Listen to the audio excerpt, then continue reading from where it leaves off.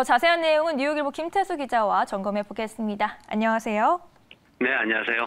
기다리던 6월 FOMC 의사록 내용이 베일을 벗었습니다. 또 오펙의 불협화음 속에서 유가가 급락세를 이어가기도 했는데요. 오늘 뉴욕 증시에는 어떤 영향을 주었을까요?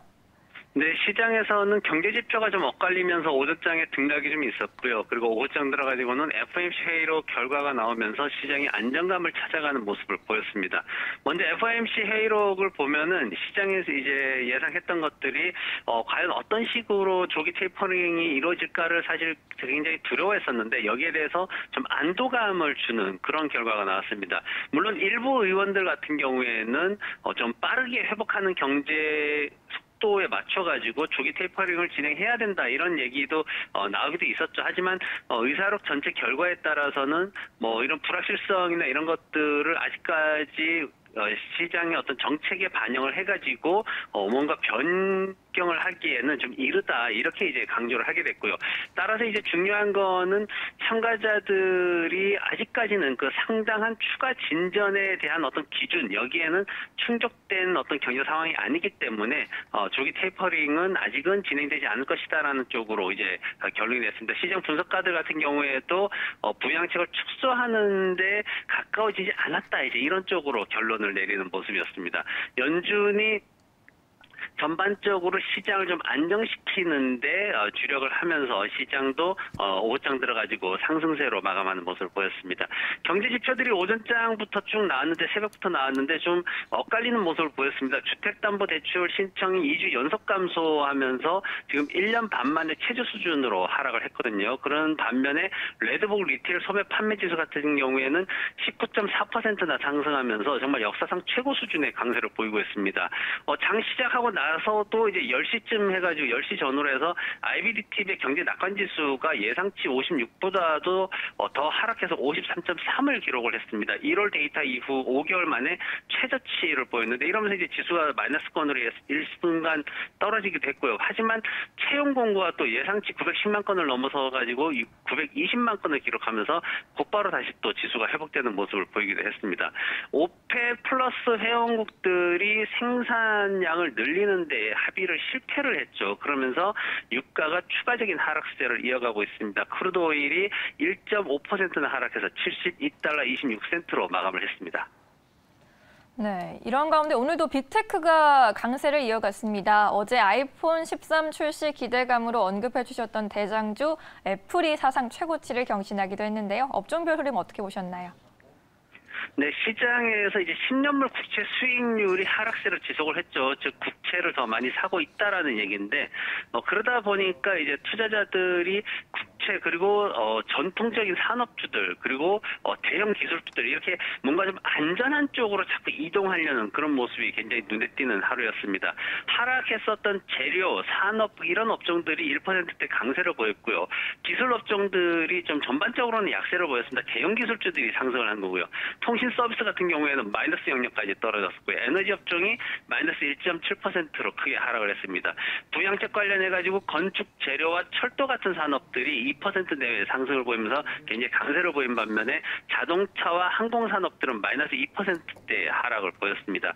아마존닷컴과 애플이 강세를 지속해서 이어나갔죠. 대형 기술주들이 그래도 주식 내에서는 좀 안전하다라는 그런 인식이 좀 많이 생긴 건데 애플, 구글, 아마존닷컴이 좀 강세를 보였습니다. 애플 같은 경우에는 오늘 같은 하락장에도 불구하고 1.8%나 상승하면서 지수를 떠받쳤고요. 개인 투자자들이 이렇게 안전을 좀 선호하는 이런 상황으로 가다 보니까 소형주 중심의 러셀 2000 지수 같은 경우에는 마이너스 1% 가까이 하락하는 모습을 보이기도 했습니다. 중국계 회사들의 하락세가 멈추질 않고 있습니다. 어제 이제 DD글로벌하고 여러 가지 얘기를 해드렸는데 오늘도 이제 마이너스 4.6%나 하락을 했죠. 지후 같은 경우에는 마이너스 12%나 하락을 했고 니오 같은 경우에도 마이너스 8%나 하락을 했습니다. 대형주인 알리바바도 마이너스 1.7% 하락하면서 마감을 했고요. 중국계 기업들의 고전이 당분간 좀 지속될 거다라는 우려가 있습니다. 테슬라가 이제 좀 사고가 있었죠. 새로 나왔던 모델 S 플레이드 이 전기차가 지난주에 불이 좀 났습니다. 굉장히 좀 안 좋은 상황으로 진행이 됐는데 여기에 따라서 이제 주가도 이제 빨간불이 됐다라는 그런 표현을 씁니다. 이제 캔들이 미국에서는 한국하고 색깔이 달라서 이제 하락하면 빨간불이다라는 그런 표현을 언론에서 가끔씩 쓰게 됩니다. 물론 뭐 요즘은 HTS에서 색깔 언제든지 조정이 가능합니다만은.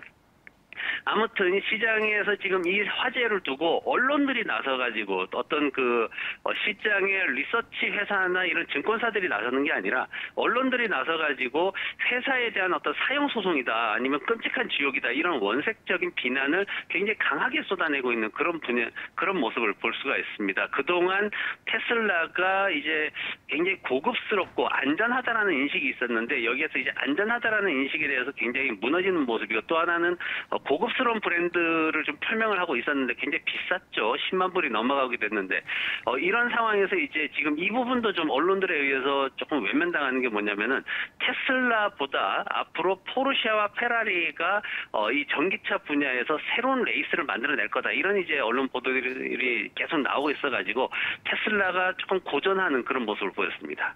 네. 테슬라가 과연 얼마나 그 명성을 이어갈 수 있을지 궁금해지네요. 이번 주에는 어떤 이벤트들 또 주목해 볼 만한 이벤트들 남아 있을까요? 예, 내일은 이제 노동지표하고 그리고 이제 역시 계속해서 이제 기업 실적에 대한 얘기들을 많이 할 것 같습니다. 일단 주간 신규 실업수당 신청 건수는 한 4만 5천 건 가량 하락할 것으로 예상을 하고 있습니다. 32만 건대까지 줄어들 전망인데 다만 이게 너무 빠르게 줄어들어도 오늘 이제 FOMC 회의록에서 봤듯이 우리가 얘기했던 어떤 그런 수준까지 기준까지 미치지 못했다 그랬는데 이렇게 경제지표나 노동지표가 너무 빠르게 줄어들어도 오히려 연준의 조기 테이퍼링을 부추길 수 있다라는 부담도 좀 생길 수 있고요.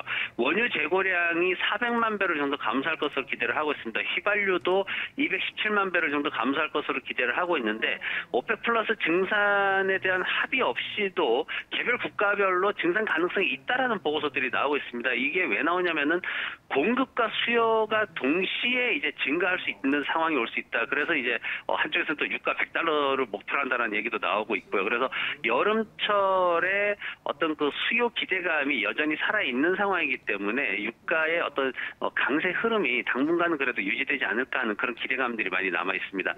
그리고 이제 미국 소비자들의 부채에 대한 우려가 조금씩 생겨나고 있습니다. 지금 보면은 소비자 신용이 한 190억 달러로 예상이 되고 있는데 4개월째 계속 높은 수준을 유지하고 있는 그런 모습입니다. 어느 정도 이렇게 등락을 보이는 것이 일반적인데 이렇게 4개월째 계속 높은 수준을 유지하다 보면은 시장에서는 노동시장으로 복귀하지 않은 노동자들이 이제 정부 지원금을 수령하면서 부채만 늘어나는 상황으로 진행이 되면은 이거는 소비에 좀 위험하다 이런 인식이 생길 수 있기 때문에 이런 부분도 우리가 조금씩 주의를 기울여서 봐야 될 것 같습니다.